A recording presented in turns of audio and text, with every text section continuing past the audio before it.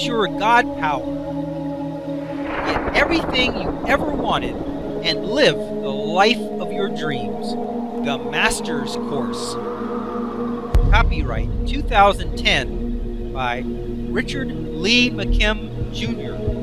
All rights reserved. Let the quest for knowing begin.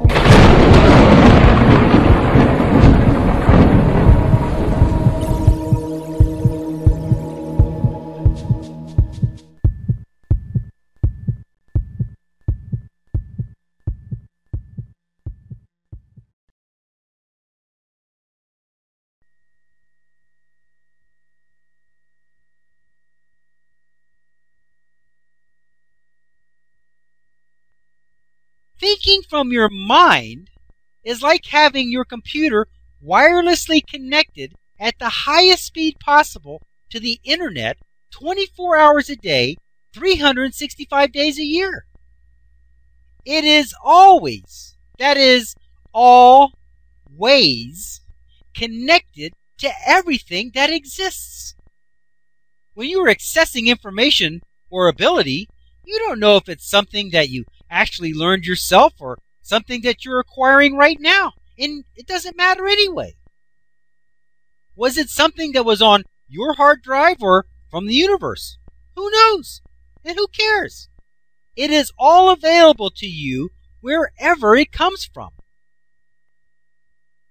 Many people have experienced thoughts and ideas that have come from their mind and not from their brains.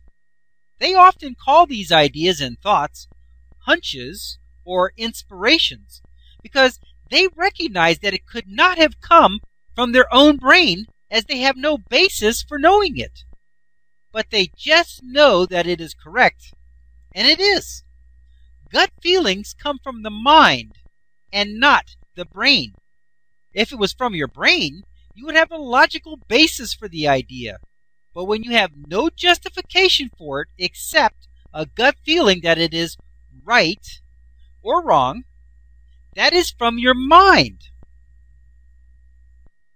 Regarding brain injury or malady. While thinking with your mind instead of your brain is an amazing expansion of thinking ability for those who embrace it, it is especially important for those who have some sort of limitations caused by damaged representations, or damaged brains, as it were. That is to say, if you no longer have certain brain functions because of an accident or disease or whatever, then your resulting representation would limit your abilities. When you know that brain injury or malfunction has detrimental results, then it does. Not because your thinking ability and functionality has actually been impaired, but because you think that it has. When you think that your real functioning is in your brain, you naturally equate injury or damage to your brain as a problem. However, when you know that your real functions and abilities reside outside of your brain, in your energy body, in the non-physical realm, then you don't expect to experience any deficiencies regardless of the brain's quote-unquote condition. There is no brain function that cannot go on and function at normal or better than normal ability despite any apparent damage or physical malfunction that it may seem to have. However, when you are already experiencing some sort of brain problem, it might be hard to change your mind and believe that your brain is not needed to function normally. Perhaps you could enlist the services of a hypnotist who has also read this book to help you plant that thought deep in your mind. We will cover some amazing feats in Chapter 12, Changing Your Own Reality, that will assist you in this endeavor. I also outlined some very interesting and I believe valid things that you can do to make big changes in your experience in Chapter 14, what's theoretically possible, which will also help you with this kind of problem. But if you start thinking with your mind by saying so and knowing so, then your abilities in knowing will not only soar to amazing heights, but you will also be impervious to any brain injury or malfunction. Interestingly, when you know that you are immune to the effects of any harm that you may experience to your brain, you actually also, as a byproduct, become impervious to any brain injury or malfunction. This might require a little more explanation. When you worry that you may get old and lose your thinking ability, you actually attract it by the thought of it. It might come in the form of Alzheimer's disease or actual damage such as an aneurysm that burst or even a car accident. But when you feel invulnerable to harm, you become invulnerable to harm.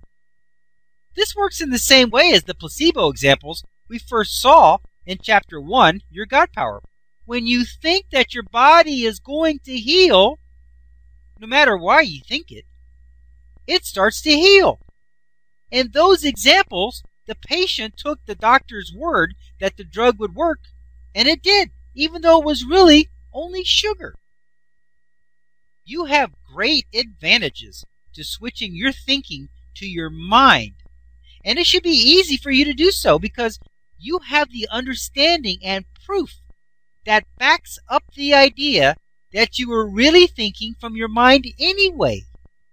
If people can see from their fingertips, they were never really seeing from their eyes.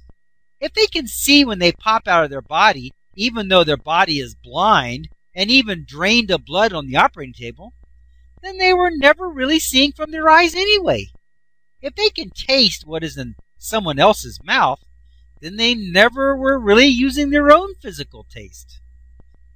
As complex as the eye seems, with its lenses and retina and optic nerve and the visual cortex in the brain, if it isn't really doing anything, then what makes you think that the brain, as complex as it seems, is really doing anything either? It is not. Like the eye, it just appears to be. But in reality, that is, real reality, it is only a physical representation of your thinking ability and not the source of it. To make the switch, keep thinking that you are using your mind and have access to the whole universe, and before long, you will. Keep realizing that you have no limitations in your thinking, thoughts, or abilities based on what you already know or already can do.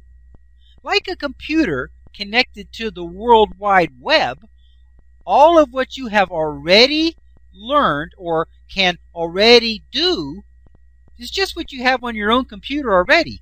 But you still have access to everything else in the world, or should I say, the universe. Catch yourself having ideas and thoughts that are clearly beyond your normal range. As you do, you will experience more and more of them until you will know that you are now firmly working from your mind.